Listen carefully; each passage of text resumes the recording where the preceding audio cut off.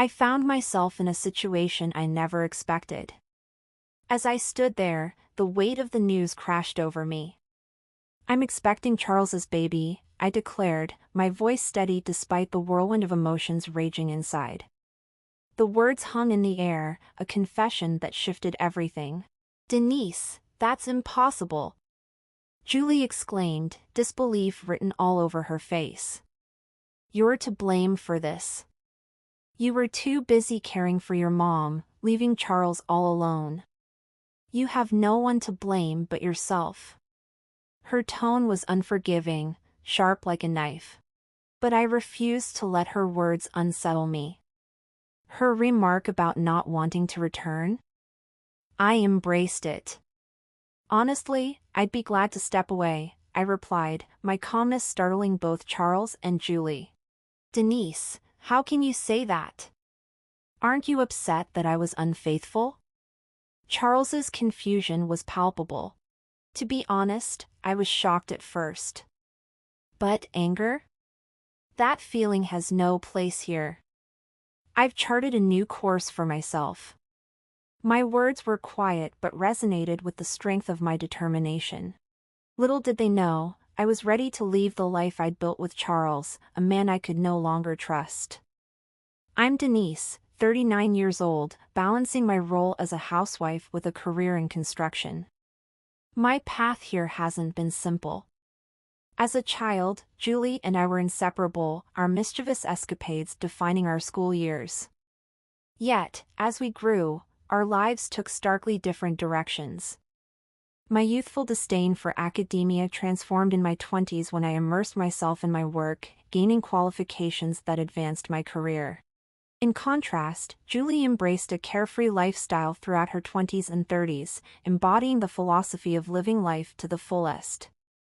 Now, past 35, both of us were unmarried but living vastly different realities. Raised by a single mother, my longing for marriage and a stable future was strong, while my professional circle offered few prospects, mostly married men. On a whim, I asked my boss if he knew any eligible bachelors. That's when I met Charles, 3 years my senior and the heir to his parents' construction business. He was serious and dignified, much like me, too engrossed in work to contemplate marriage.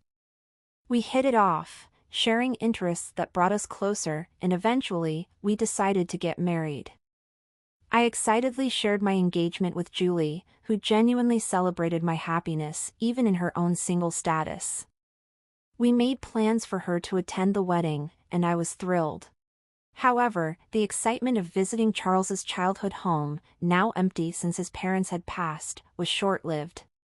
The house sat isolated at the base of a mountain, and Charles insisted on picking me up, claiming it was hard to find.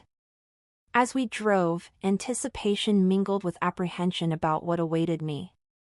Charles seemed uneasy, mentioning the rural setting of his home as we approached. "It's pretty secluded, so it might take you by surprise," Charles said, almost apologetically. I quickly reassured him, "Oh, I love the tranquility of the countryside much more than the hustle and bustle of the city. I'm really looking forward to it." I tried to lighten the mood, but Charles responded with a noncommittal murmur, as if he were worried I might be setting my expectations too high. Still, the thought of visiting the home of the man I cherished filled me with excitement. Our journey lasted over an hour, taking us into a neighboring county and deeper into a dense bamboo grove that looked nothing like the serene countryside I had imagined. Eventually, we arrived at a place that felt more deserted than welcoming. "We're here." "This is my house," Charles announced, parking in what resembled a dilapidated garage more than a driveway. Before us stood a house that seemed to echo stories from a century past. "Yes, this is where I live." "It's quite old but solidly built," Charles explained, watching my speechless reaction as I took in the sprawling property and its quaint, single-story wooden structure. I had naively assumed we'd find a new place together after our wedding, but his next words startled me. "Come on in. This will be our home, so make yourself comfortable," he said, suggesting a permanence I hadn't anticipated. "We're going to live here after we get married?" I asked, barely masking my astonishment. The house was not only ancient but also a significant distance from my job. Charles casually suggested I could quit, claiming his income would support us both. This revelation caught me off guard. While we had discussed our careers before, he had never indicated that he expected me to resign after marriage. But I love my job. Why would you assume I'd quit without discussing it first? I questioned, bewildered. His response revealed a traditional mindset I hadn't expected. He seemed to envision me embracing a domestic role without hesitation, much like his mother had. The house's distance from my current life, my job, my family, intensified my reluctance. Furthermore, while the house was sturdy for its age, it showed signs of neglect. Crumbling walls, creaky floors, and outdated amenities made me doubt our future in such a place. Noticing my concern, Charles attempted to comfort me, praising the charm of traditional homes and assuring me I'd come to love them. Yet, I couldn't shake my apprehensions. For now, I held back my objections and asked to be taken home, as it was getting late. Charles casually suggested I stay the night, but my troubled mind wouldn't allow it. That night, lying in bed, I reflected on our situation. Even if we started in Charles's ancestral home, we could always move later. With my savings and his resources, building a new home could be within reach. This thought provided a glimmer of hope amidst the uncertainty. On my next day off, I decided it was time to discuss moving to a new home with Charles. I hoped he would be receptive to the idea, considering my long commute and the distance from my family. However, Charles didn't share my enthusiasm. To him, leaving a house that was already ours seemed unnecessary. "Why move when we have a house?" he asked, clearly not grasping my concerns about convenience. His response left me feeling frustrated, yet it didn't diminish my feelings for him. We continued with our wedding plans, and the ceremony turned out to be a lavish affair befitting the owner of a construction company. Julie, vibrant and youthful, was there, attracting attention and even receiving a compliment from Charles, which sparked a fleeting pang of jealousy within me despite being the bride. The ceremony was beautiful, and we embarked on our married life in Charles's ancestral home. Eventually, I left my job, a decision that sat uneasily with me, but I was determined to make the best of our new life together. Then, one day, an urgent call from the hospital changed everything. My mother had suddenly fallen ill and needed long-term hospitalization. I rushed to her side, overwhelmed by a whirlwind of emotions. As I faced my mother's weakened state, I was taken aback by Charles's dismissively casual reaction. "Oh, take your time," he said, his indifference cutting deep, especially given the gravity of the situation. His lack of concern, masked by a hint of annoyance, left me feeling more isolated than ever. For 5 long months, I stayed close to my mom, providing her with constant care while her condition remained unchanged. During this time, Charles's absence was glaring. Not once did he visit. I wondered if he was still upset over our last interaction, but that thought felt petty compared to what my mother was enduring. My mom, growing more frail, urged me to visit home, expressing worry about both Charles and me. However, my visits were brief and strained. Charles and I barely spoke, and I felt increasingly out of place in my own life. One night, lost in troubling thoughts, I received a call from Julie. It had been a while since we last spoke, and her voice was a comforting sound amidst my chaos. However, there was an unusual hesitance in her tone that made me pause. "Hey, when are you coming back home next?" she asked, surprising me since I hadn't mentioned anything about my situation to her. Curiosity about her inquiry mingled with my gratitude for her reach out, and I engaged in conversation despite a heaviness hanging between us. "Hey, Julie, is everything okay? Did you need something specific?" Her response was casual. "No, just wanted to hear your voice." Just then, a male voice interrupted from the background. prompting Julie to hastily end the call. The sound sent a chill down my spine, igniting a suspicion I couldn't shake. It had been months since I'd stopped making regular visits home, consumed by my need to care for my ailing mother. The unease from the call compelled me to return home the following day. Arriving on a Sunday, I expected Charles to be there, but instead, I found a bright red sports car I vaguely recognized parked in the garage. As I stepped inside, a pair of stylish high heels at the entrance confirmed my fears. "Charles, are you here?" I called out. His surprised face greeted me, the unease clear in his expression. The presence of Julie's belongings was unmistakable. Trying to maintain a facade, Charles fumbled for an explanation just as Julie appeared, dressed in an outfit that seemed unusually simple for her. With a resolute demeanor, she stepped forward and boldly announced, "I'm pregnant. It's Charles's child." Charles's downcast look revealed that he had hoped for a less confrontational moment. Seizing the opportunity, Julie blamed me for the situation, claiming that my absence had driven her closer to Charles. Her confidence didn't rattle me. Instead, it felt almost surreal. Charles, perhaps emboldened by Julie's assertiveness, suggested it was time for me to leave.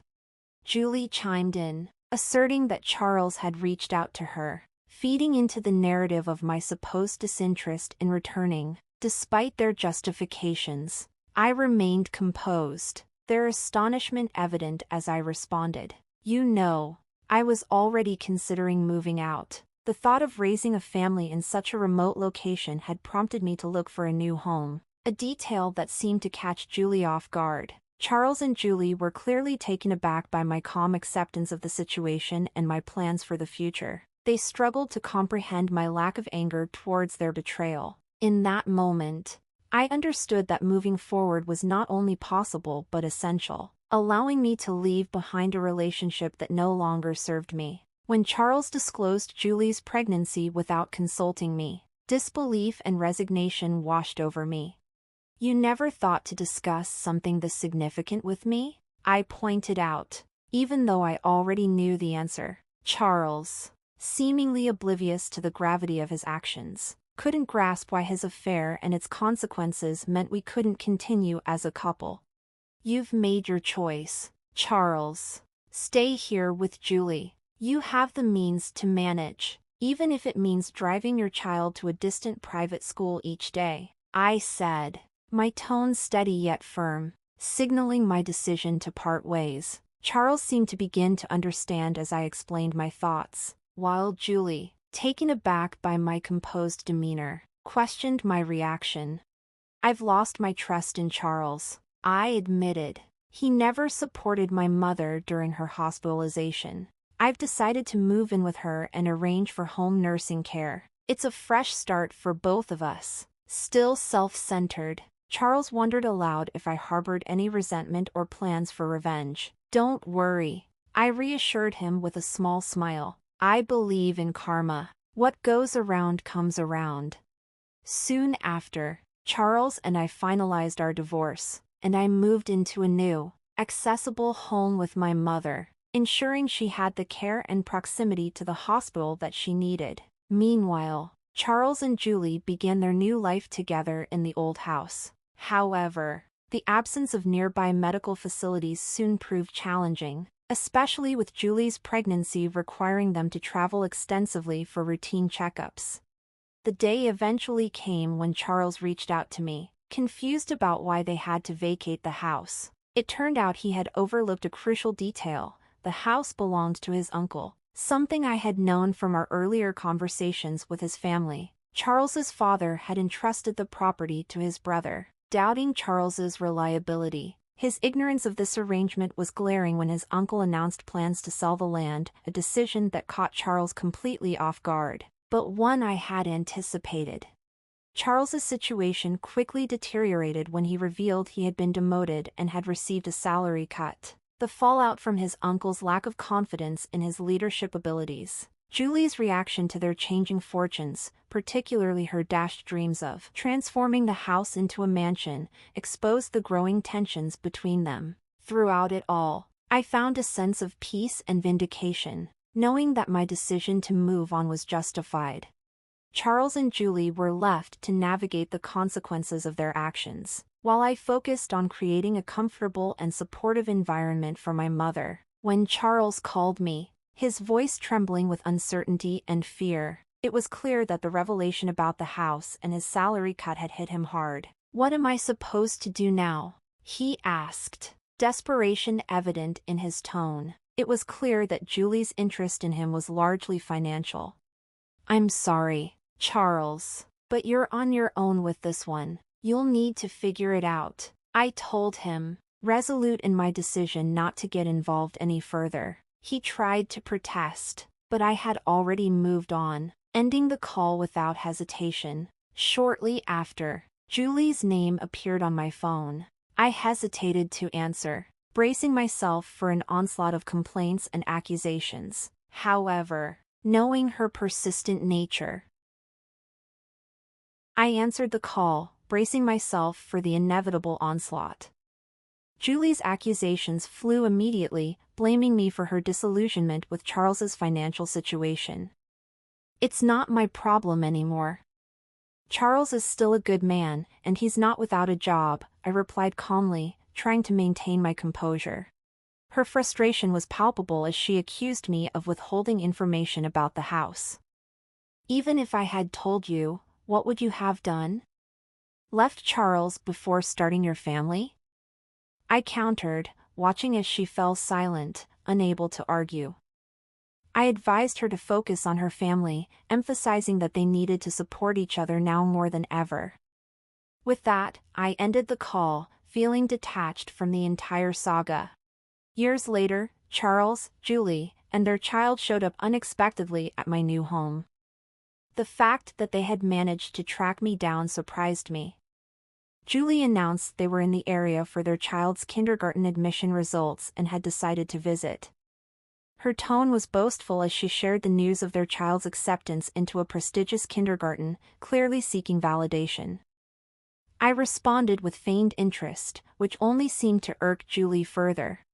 Julie's pride in their child's achievements, coupled with Charles's silent presence, made for an uncomfortable reunion. She attempted to belittle my lifestyle by highlighting their success and inquiring about my knowledge of kindergartens. The conversation backfired spectacularly when I revealed that I had remarried. The shock on their faces was unmistakable as my husband, Scott, entered the room. Scott recognized them from the kindergarten interview and introduced himself as the principal of Wilson Kindergarten. The realization that they were standing in the home of the principal, and that I was now happily remarried, left Charles and Julie speechless. Their visit, intended to flaunt their status, ended in a humbling realization about their misunderstanding of my life. Scott, ever the gracious host, invited them in, but the dynamic had shifted dramatically. This encounter served as closure for me, reinforcing that moving on from Charles was the best decision I had ever made. Learning that Scott was the principal of the prestigious kindergarten rendered Charles and Julie speechless. "Yes, I'm indeed the principal, and Denise is my wife," Scott confirmed to their astonishment. Julie, unable to hide her disbelief, questioned how I could have married someone of Scott's stature. Her skepticism revealed her underestimation of me, but I had transformed significantly from the person she once looked down upon. Our paths had crossed professionally. My company was responsible for the renovation of the kindergarten. Scott was drawn to my dedication and work ethic, marking the beginning of our relationship. As I introduced Charles and Julie to Scott, I couldn't resist mentioning their tangled connection to me. Their discomfort was palpable, especially in front of their child and the principal of the very kindergarten they hoped their son would attend. Faced with the potential impact of their familial situation on their son's admission, Julie anxiously inquired about his status. After a moment of contemplation, Scott assured them that their son's performance in kindergarten would be the deciding factor. This response brought a sigh of relief from Charles and Julie, though their understanding of the kindergarten environment remained naive. Their lack of awareness soon led to unforeseen challenges that would test their resolve. The kindergarten community was tight-knit, with strong parental involvement, and rumors about Julie's relationship with Charles spread rapidly. This gossip not only isolated Charles and Julie from other parents but also adversely affected their son, Michael. The weight of the rumors led to his distress and eventual withdrawal from kindergarten, prompting them to move him to a public school. Unfortunately, the whispers followed, further tarnishing their standing in the community. Over time, Julie's parents stepped in, taking an active role in Michael's upbringing. They aimed to shield him from the fallout of his parents' past actions, allowing him to attend kindergarten without the burden of their tumultuous history. They even approached me to apologize for everything that had transpired, revealing that Charles and Julie had separated and that Julie was now living with them, having been rejected by her son. Amidst these developments, Scott and I welcomed our daughter into the world. I found a new circle of friends among local mothers, and Scott, taking paternity leave, proved to be an exceptional father. This new chapter of my life was filled with happiness and love, far removed from the turmoil of the past. Surrounded by supportive friends and family, I was determined to provide my daughter with all the love and care she deserved, embodying the strength and love that my mother had shown me. My commitment to living a fulfilling life rooted in love and trust had never been stronger.